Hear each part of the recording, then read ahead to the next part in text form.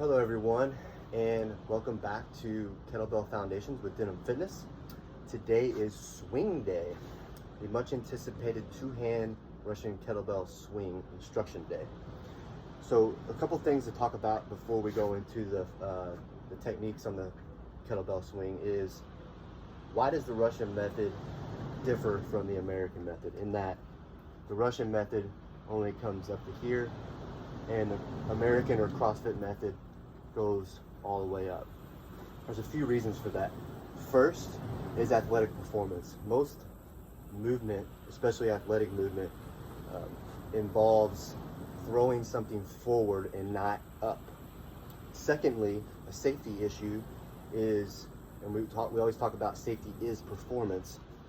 When we go above parallel, we lose connection with the lats, and our shoulder also impinges as well. This also creates an opportunity for the spine to hyperextend, putting it at a disadvantage. So that's kind of the second reason. And thirdly is, if we want to go overhead, we simply just do the snatch with a barbell or a kettlebell, which you will learn later on in this series. So now that we have that out of the way, a few things to talk about setting up for the swing. The first is stance, and that begins with footwear. As you'll see, and you probably already know, I'm a big barefoot guy. I like to have the minimal amount of material on my feet, especially when I'm working out or doing movement.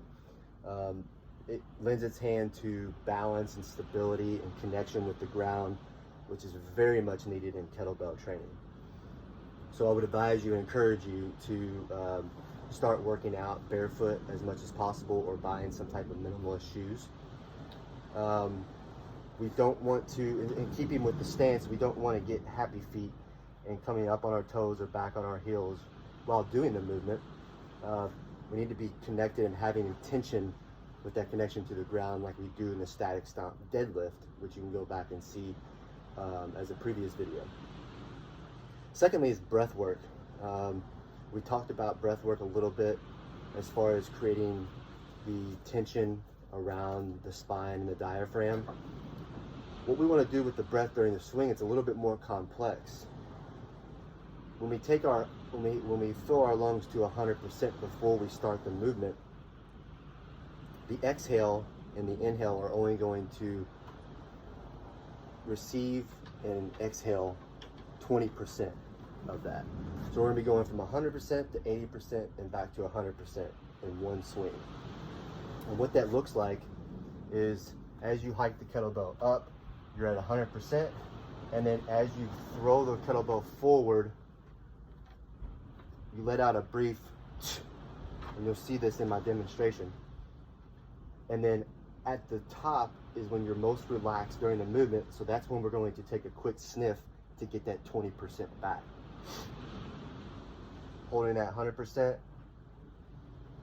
letting out 20%. Sniffing in 20%, back to 100%, and so on and so forth. So that can take some practice. And what I want to do is, every time you drill something like that, we need to go immediately back to the skill, which is the swing. So anytime you're doing these drills, don't take too much time to drill them. Space it out and do 10 reps of the drill, and then do 10 reps of the skill to get that muscle memory connection going. The other thing we want to talk about before we grab the kettlebell is playing chicken with the kettlebell. We want to bring the kettlebell just above our knees, but tight enough to where there's no light getting in that triangle, right? So what that does is it's using that elastic power in the back. The less amount of time we are contracted, the more powerful we will be. There's a process called the stretch and shorten cycle of the muscle, where if you load real quick and jump, you're going to be able to jump higher than if you were to load, longer you're in that elastic power phase, the less power you're going to have.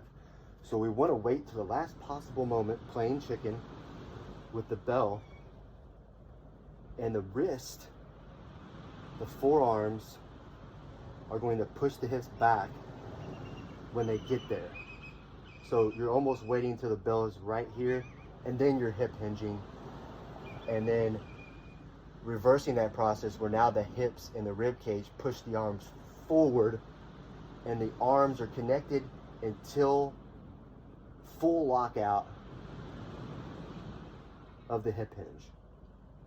You reverse it, come down, come down, come down, come down, play chicken, then hip hinge.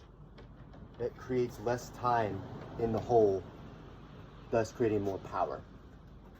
And we gotta remember, when we talk about the hips pushing forward, we are really connecting with the earth and really squeezing our glutes together, pushing our knees out a little bit, just like in the deadlift. All right, so what we'll do is I will demonstrate the kettlebell swing, and then if you have any problems, you have most of the tools already that we've discussed in previous videos. So we'll go ahead and start the swing, and I will demonstrate what the swing is supposed to look like. We're going to break the handle, engaging the lats and packing the shoulders. Shins are going to stay relatively straight up and down. Neutral spine throughout the movement.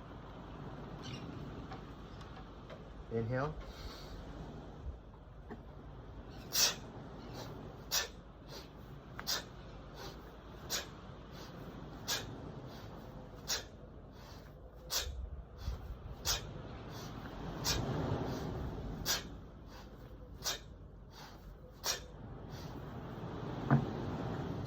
And one thing I forgot to mention is the gaze.